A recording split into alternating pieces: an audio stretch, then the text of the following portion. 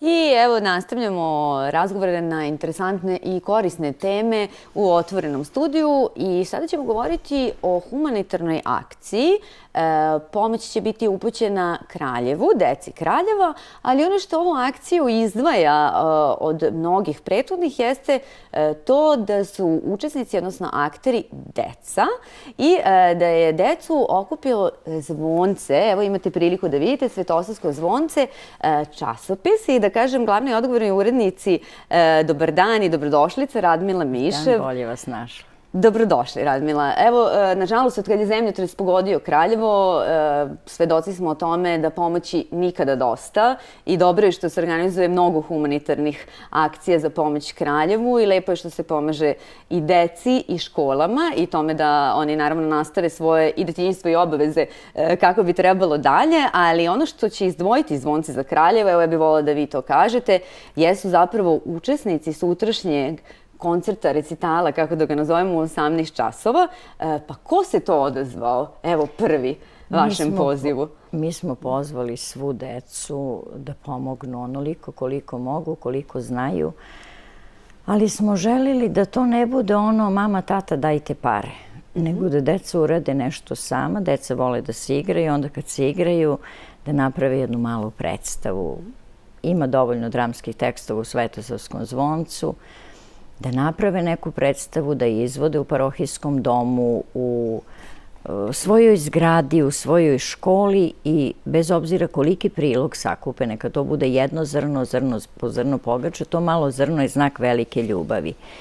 Pogotovo kada se nešto uradi. Upravo to. I onda se i oni osjećaju dobro zato što su nešto uradili. I prvi su se odazvali učenici škola koji pohađaju školu u bolnicama. To su osnovna škola dr. Dragan Hercog, Miodrag Matić i samo treću moram da pogledam. I Dušan Dugalić. Dušan Dugalić, da.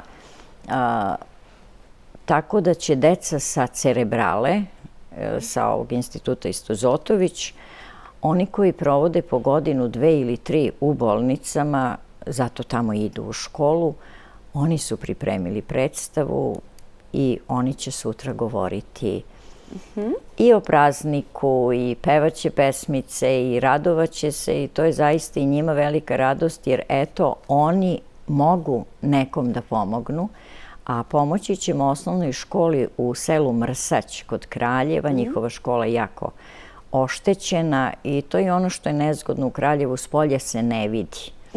Izgleda da je sve u redu, a kad uđete onda vidite koliko je to u stvari srušeno, koliko je to strašno. Vi ste nam doneli snimke te škole, je li tako, Radmila? Nešto sa tehnikom nije bilo u redu, pa nećemo moći to da nažalost, nešto se nismo. Baš je onako tužno kako to sve izgleda, a deci treba u školi da bude lepo. Kad već nije kod kuće, ajde da im bude u školi. Nažalost, i jedno i drugo je tamo jako loše i zato to ne sme da bude stvar trenutka. To ćemo sada, pa nećemo sutra, zaboravit ćemo. Njima treba pomoć, zaista im je potrebna pomoć i mi ćemo se truditi koliko možemo. Zvonce je malo, Zvonce je dečiji časopis, ali niko nije toliko mali da ne može nešto da uradi, nešto da pomogne. Pa eto, mi koliko možemo, krenuli smo, a još i neke mnogo lepe stvari spremamo. To će samo Zvonce da radi, isto tako neke predstave, neke interesantne stvari i mislim da će to imati odziva, da će svima biti prosto radosno. Znate, radostan je onaj ko dar daje, ali i onaj ko dar prima. Radmila, fantastična stvar u vezi sa ovom vašom humanitarnom akcijom jeste, evo, pomenuli ste i sami da su se prva odazvala dečica koje su, nažalost, bolesna i koje, nažalost, ne žive životom koji žive njihovi vršnjaci i njima je svakako takođe pomoć više nego potrebna, ali evo, pokazuju humanost na delu i stvarno pravi primer uključivanja u sve tokove života onih koji možda ne žive kao većina ljudi. Baš tako, o tome se mnogo govori, a eto, mi radimo. Vi u praksi to. Mi radimo. Naš patrijah, blaženo počivši patrijah Pavle, uvek govorio budimo ljudi. Pa se mi trudimo malo da budemo ljudi koliko možemo.